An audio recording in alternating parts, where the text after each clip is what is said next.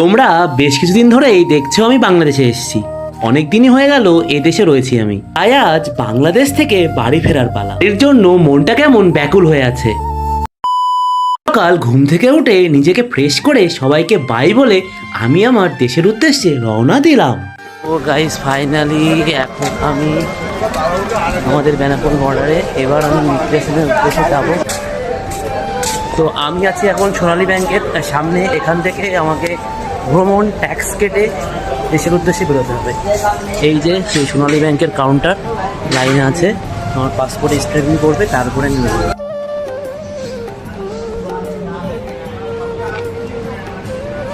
Finally এই যে ভ্রমণ ট্যাক্স দিয়ে আমি এবার গন্তব্যস্থলে পৌঁছাবো। আর এই আমার ব্যাগ। তো চলো, সমস্ত কিছু ভেরিফিকেশন ও ইমিগ্রেশন শেষ করে বাংলাদেশকে টাটা করে আমি এবারে আমার দেশের উদ্দেশ্যে রওনা।